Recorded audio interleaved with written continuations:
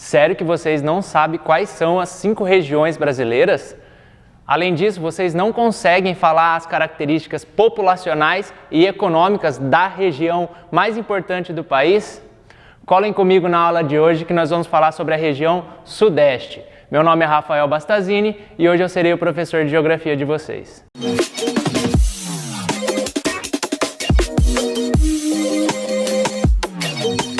Galera, vamos começar observando esse mapa.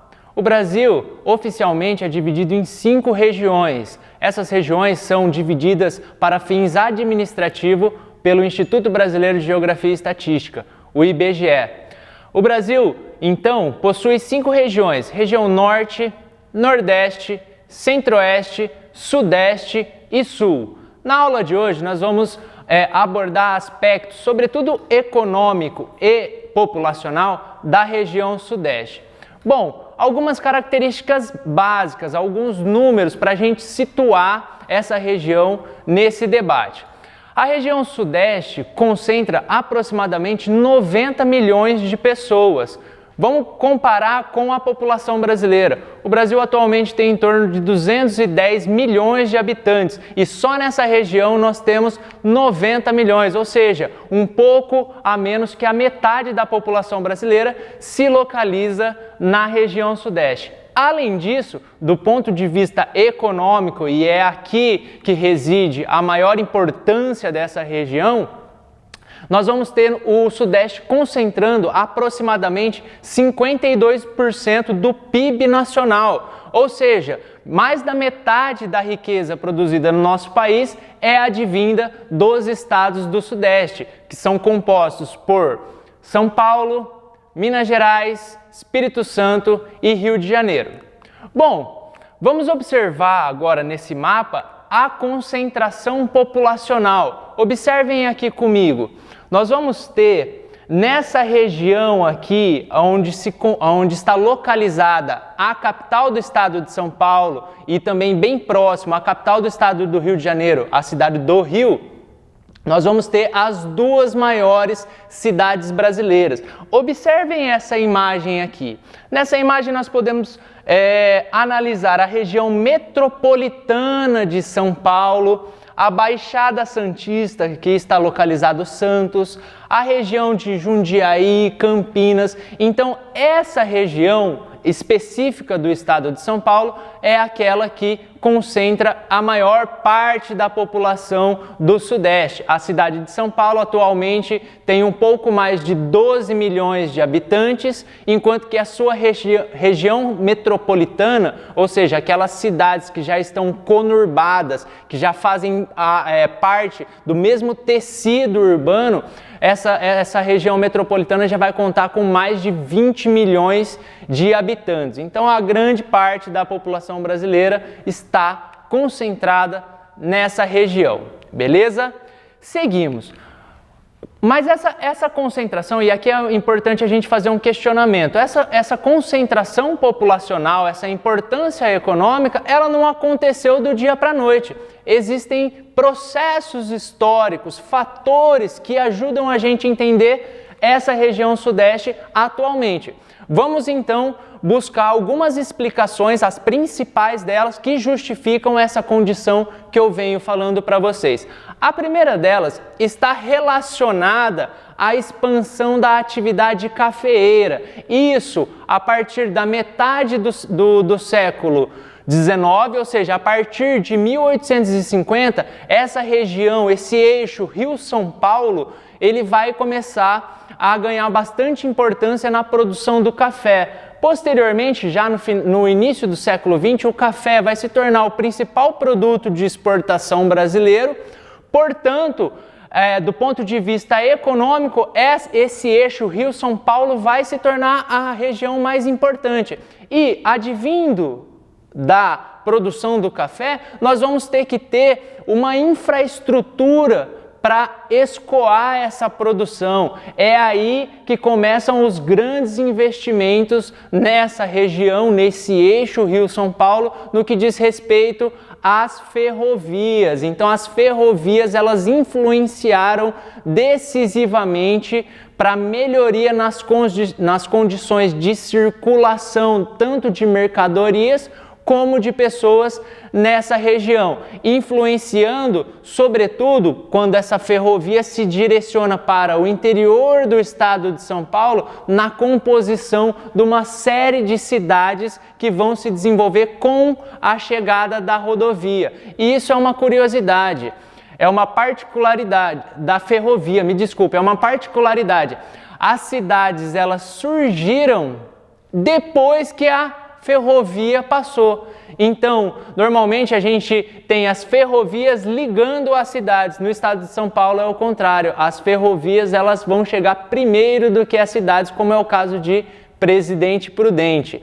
Enfim, nessa região nós vamos ter uma série de investimentos, uma série de infraestruturas que vai possibilitar um acúmulo de capital oriundo da atividade cafeeira, que já no século XX, sobretudo a partir de 1930, vai resultar num processo de concentração industrial. Então, devido a essa região, esse eixo Rio-São Paulo, o interior um pouco de São Paulo, apresentar uma série de serviços, uma condição logística muito importante, muito bem estruturada, com escoamento para a cidade de Santos por meio do porto, nós vamos ter o incentivo das indústrias nessa região, devido sobretudo a essa infraestrutura.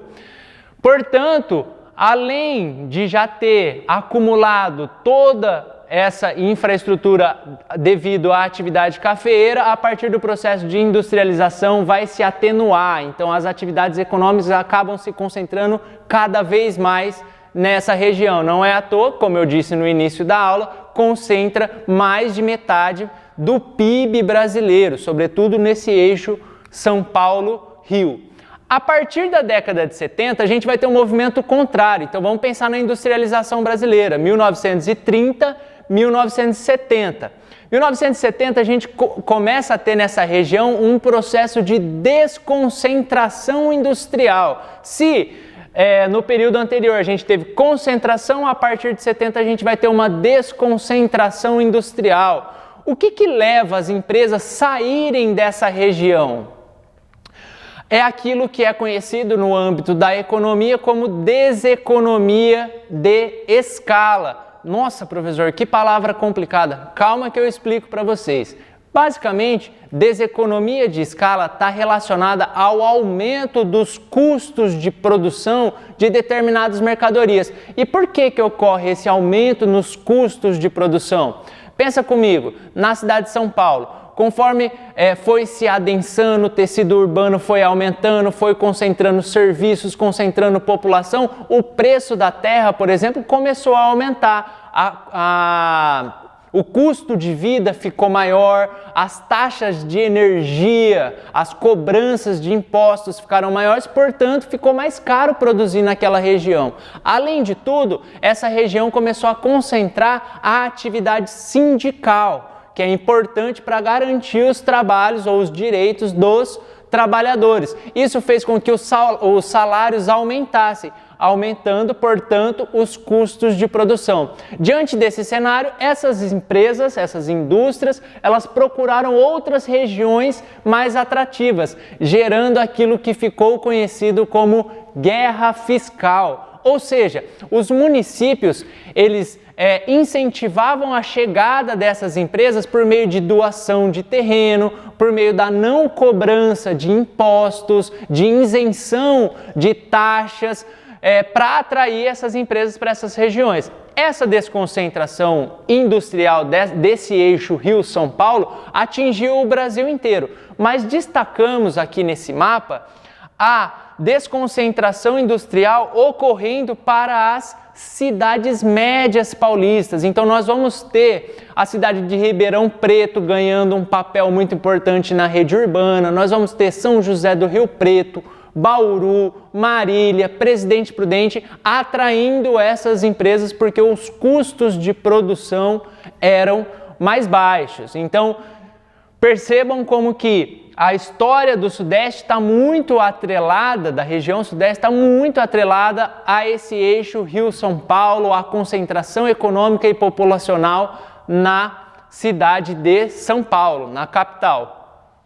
Nessa região, nesse eixo Rio-São Paulo, nós vamos ter também uma série de atividades importantíssimas e que praticamente só ocorrem ali. Nós vamos ter na região de Cubatão a presença de indústrias químicas pesadas. Cubatão está próximo ao litoral da cidade de Santos. Nós vamos ter a presença financeira da Bolsa de Valores na cidade de São Paulo. Nós vamos ter na cidade de São José dos Campos, que fica entre o Rio de Janeiro e São Paulo, a presença do Instituto Tecnológico Aeronáutico, do ITA, onde desenvolve os satélites brasileiros. Nós vamos ter nessa região a localização das principais universidades brasileiras, USP, Unesp, Unicamp, Universidade Federal do Rio de Janeiro. Tudo isso vai influenciar para que essa região se torne a região mais dinâmica, mais importante do ponto de vista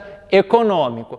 Mas o Sudeste não é só composto por Rio de Janeiro e São Paulo, obviamente. Então vamos analisar agora as características da região da Grande Belo Horizonte, que também possui uma massa significativa da população, em torno de 6 milhões de habitantes a região metropolitana. E nessa região da Grande Belo Horizonte nós vamos ter uma série de atividades relacionadas à metalurgia. Então, nós vamos ter a presença de siderúrgica, nós vamos ter a presença de montadoras e também de fábricas de autopeças. Isso está relacionado àquilo que se encontra no subsolo dessa região. Próximo a Belo Horizonte, nós vamos ter uma área conhecida como quadrilátero ferrífero. Essa área é a maior produtora de minério de ferro do mundo. Então, é uma atividade econômica, a gente pode perceber uma atividade econômica se interligando a outra nessa região da Grande Belo Horizonte.